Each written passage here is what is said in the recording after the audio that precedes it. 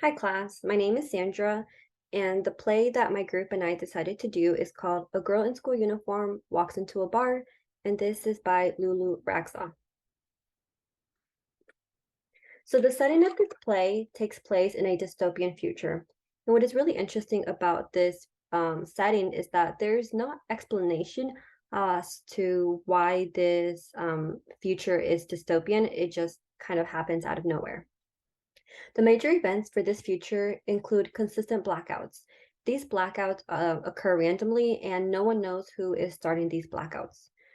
During these blackouts, a lot of young girls and women go missing or end up being killed.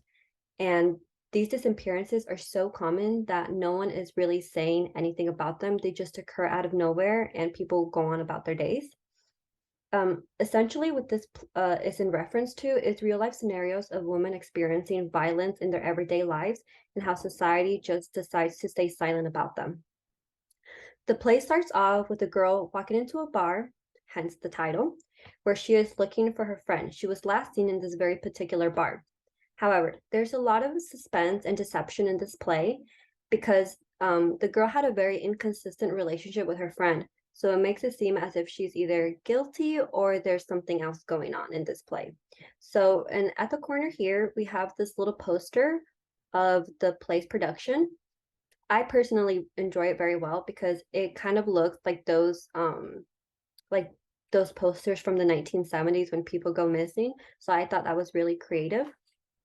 And right here, I have a little trailer of what the play is essentially about. Provide any updates on your investigations? We are following up on multiple leads. We continue to ask members of the public to follow our directives and stay calm. Calm? What do you mean stay calm? You're not doing anything. As you can see, sir, the public is very shaken by all of this and are looking for reassurance. Can you offer any further information on the progress you're making? Our investigations are ongoing. But as this is an open investigation, I'm not at liberty to disclose anything else.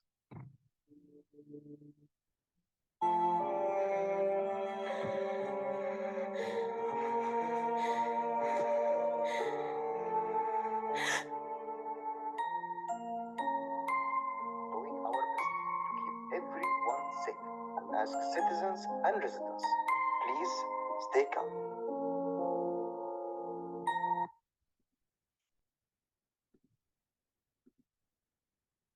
So I think the trailer is a perfect representation of what the play is about because in the end, it just gives you a lot of chills and it really makes you wonder what's going to happen next. Hi, this is Katie. So this is a little unconventional, but this is me presenting my slide. And on this slide, we are focused on the playwright, play in detail. So what we do know about the playwright, Lulu Raxa, pronouns she, her. Hope I pronounced that correctly. Lulu is fairly young, as we can see by her portrait in the corner. No Wikipedia page found yet, and social media pages were on private, but we do know that Lulu is an award-winning playwright who is also the company director of Barrel Organ.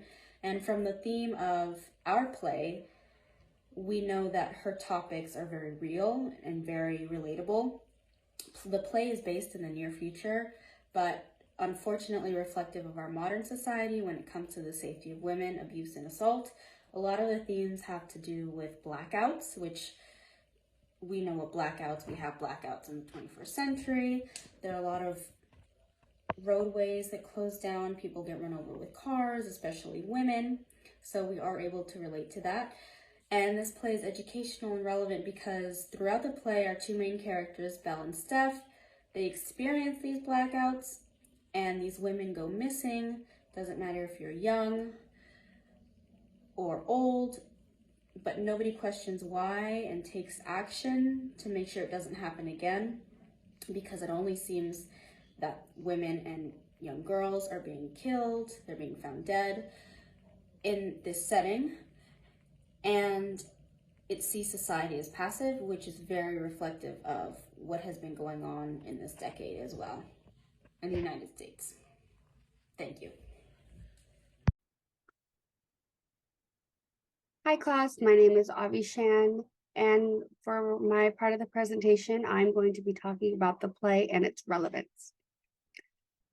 So this play must be produced because it seems like it's a sign of foreshadowing that women are still victims of violence and oppression in the future. The play is essentially a look into the future where nothing has gotten better for women, and it's up to us to show in our current time how to prevent the same things for happening for women in the future. The relevance of this play is something that is very relatable to me since I am a woman. This play talks about the fears that women have when it comes to their safety. Darkness represents fear, and as you know from the play, these blackouts happen quite often, which means that they are constantly living in fear. Half of this play is portrayed in the dark, which really shows the strong message behind the darkness. Next, I'm going to talk about the play, how this play is relevant to the 21st century. This play is relevant to the 21st century because it shows how in a dystopian future, women continue to be victims of abuse. It has become normalized that there is nothing to be done to stop women from being victims.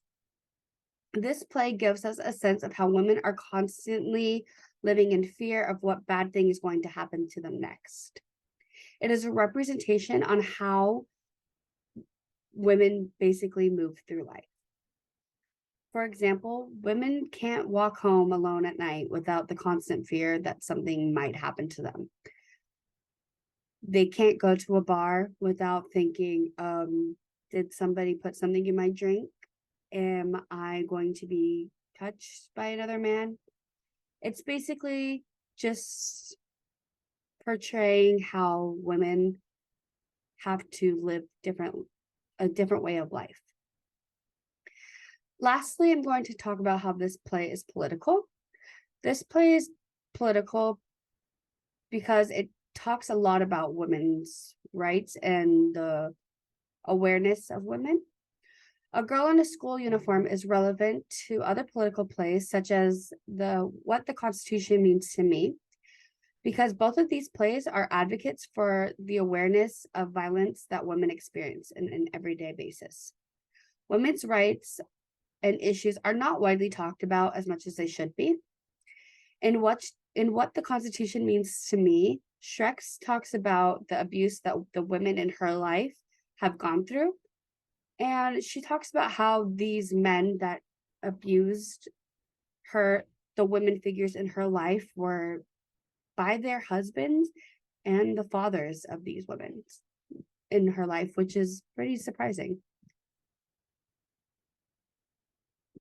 Hi, my name is Kelsey, and I'm going to be presenting about the strengths and weaknesses for A Girl in a School Uniform. I thought the play provided a unique challenge when understanding the deeper meaning of the overall message, which was in this case the violence against women. When watching it, the constant flashing of bright lights, blackouts, and fast-paced conversation really helped me, and I felt other people stay engaged.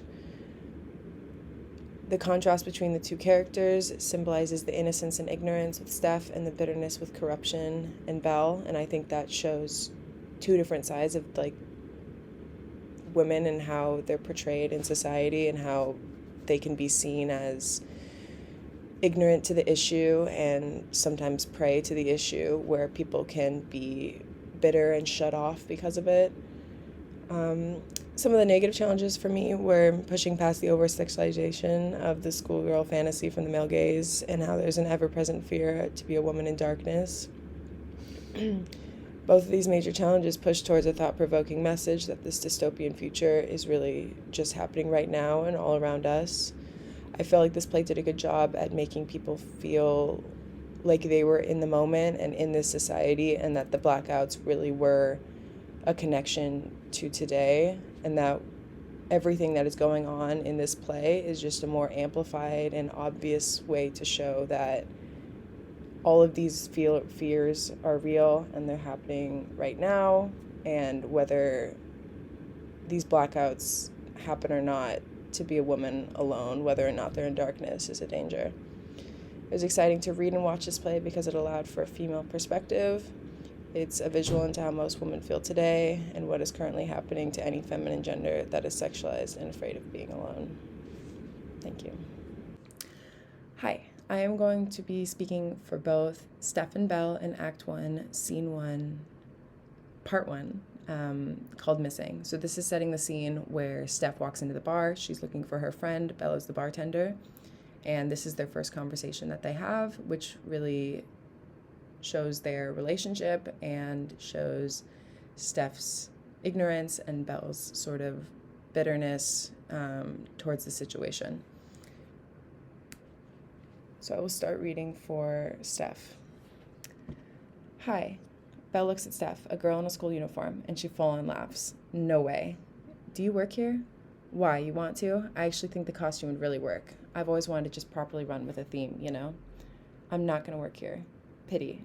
Really flexible hours. I'm looking for a girl. Not that kind of buyer, honey. I can't just get you a girl. A friend. I can't get you one of those either.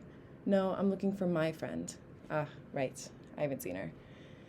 You don't know what she looks like. She looked like you. She was dressed like this. Then I haven't seen her. She came in here. She didn't. How would you know? Let me tell you the sad fact of my sad life. No one comes in here anymore. With everything going on outside, no one comes in here. So if someone does come in here, literally anyone, I remember. Right, but can you just take a look at the picture of her? If you clean some glasses. Okay, I was joking. Please, will you just look at the picture? If I look at the picture, will you tell me where you got your dinky little outfit? And with this, unimpressed, Steph shows Belle the picture. Here it is. There's a reaction, a strong one. Belle tries to hide it, but it's too late. Steph has seen it. So, your skirt, did singing birds wrap it around you this morning? So you really don't recognize her? No. Okay, I get that. But if you could just look again. Okay, I hate to break up this sparky thing we have got going on for some basic tabloid hysteria, but won't your parents be worried about you? It'll be dark soon, and girls like you are the kind that actually turn up on the news when they go missing. There's not been a blackout in a while, and you really think there isn't one due? The sooner you look at the picture, the sooner I will leave, go home, and be away from this place whenever the blackout does strike. Belle takes a look at the picture and looks again. Nothing. She shrugs. Still no. So, okay, well, is there someone else I could check with? See, every day as the Earth rotates around the sun, we get these neat processes termed sunsets. Maybe her name will ring a bell. Charlie. Charlotte Jones?